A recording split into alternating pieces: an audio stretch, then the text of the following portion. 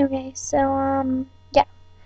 5:30 they came in, the anesthesiologist, and he, redid my, epidural, which was nice, because then I didn't feel any cramping or anything.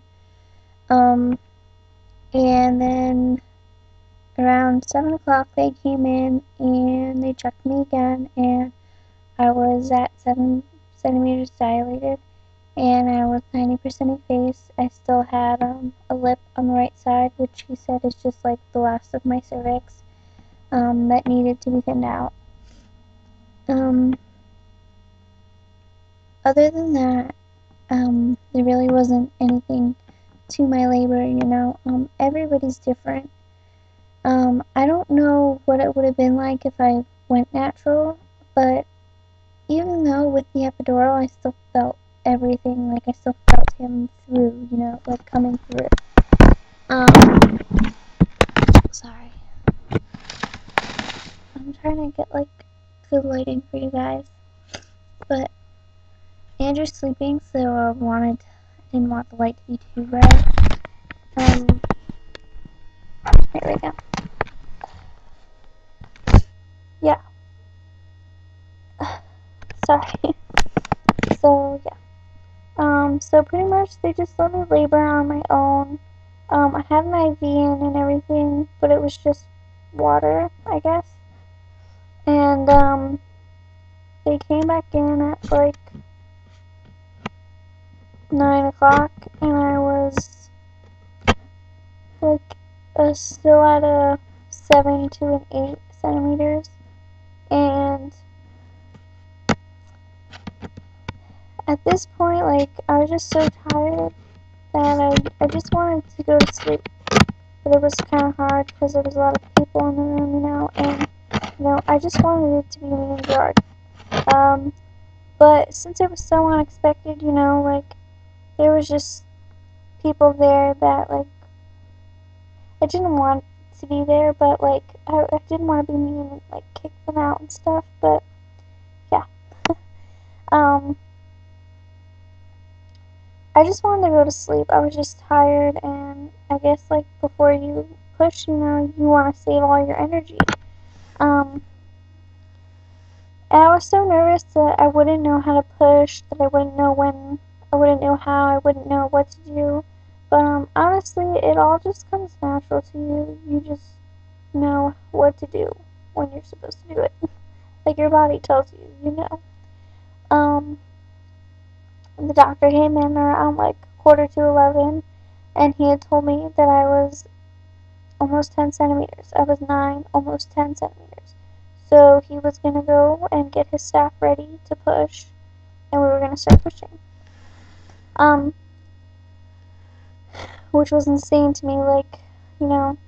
But 10 minutes later, when it was like 11 o'clock, I called the nurse, and I told her, I feel like I need to push, like, I need to push. Now, just to let you ladies know, when you need to push, you know.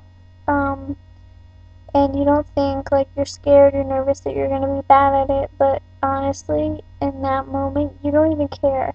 You don't care who's watching you, you don't care who's in the room. At that point, you just want it out. I felt everything even though I had an epidural. The only thing I didn't feel was like the cramping, the pain, you know. Otherwise, I felt everything. I felt him coming out, I felt him like moving through my vagina, like I felt him. And I was just, you know, I was so happy to just have Jordan there because, you know, it's really an emotional thing, to have a baby. It really is. I never knew. And, it just seems so crazy to me, like, just seems so crazy to even, you know, be having a baby, you know. But my labor was very easy compared to other women's that I hear. I was so thankful that really, um, you know, that it wasn't that bad. I could tell you, ladies, that, you know, the worst part about being in labor, for me anyway, was the part where I felt like I had to push, but they wouldn't let me push yet. You know, even though you're not physically pushing, your body is pushing him out. Like, your body's pushing already. Like, you don't even have to. You don't even have to push. Your body's already doing it for you.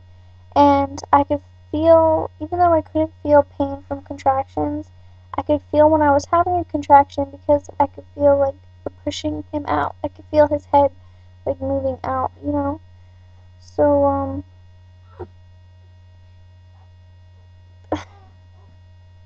at like 11:15, oh my gosh, she's crying. Oh, he stopped. At like 11:15, the doctor came in and he said, well, let's push. So I pushed for about almost 20 minutes. And they did cut me, because I was pushing, but his head wouldn't come out because I was too small. So they did have to give me an episiotomy. Um, so at 11:31 p.m., baby Andrew Joseph was born, and he was 6 pounds 14 ounces 20 inches long, and I feel like that's huge for me. I mean, I'm only 5'1", and I only weighed 100 pounds before I got pregnant. So I thought that was crazy that he was that big. I couldn't believe I pushed him out. Anyway, he came out and they put him on top of me, and I started crying immediately. I couldn't believe that I had created life. It is just an amazing experience, and you cannot, I've never had that feeling before, and it is just so amazing. And, you know, I don't think anyone knows how it feels until it happens to them. I had looked at Gerard, and Gerard was tearing, and it was just so emotional. Like, it was something that you will never forget in your life.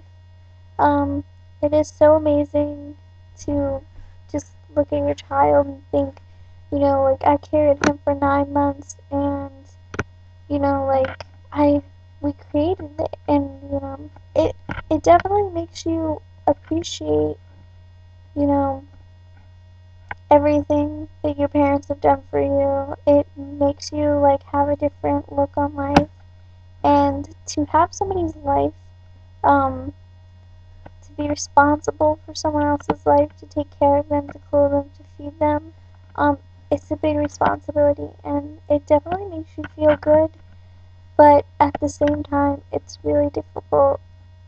But I wouldn't change a thing, and I love my son so much. Um, I take care of him all day long and all night long, and even though, like, I get tired and it's hard, it's all worth it in the end, like, just to see him, you know, and it goes by so fast because he's gonna be 10 days old, and I don't even know where time went. I feel like I blinked my eyes, and now he's 10 days old. Um, but anyway, um, my advice for women who are having babies or going to be having a baby soon is, I know that when the baby is born, you want to spend time with him, but honestly, when the nurse comes in and helps you out and asks you if you want the baby to go to the nursery, definitely take up on that offer, because if you don't, you won't get any sleep at all, and when you go home, it just gets worse, because you don't have anybody's help at all, except for your husband or your boyfriend or whoever. But yeah, so definitely let the baby go to the nursery at night and get your sleep before you go home, like at least one good night's sleep. Since we had Andrew so late at night, 11:31, we kind of got gypped and stayed in the hospital for 2 days, so that kind of sucked, but yeah. Well, that's it.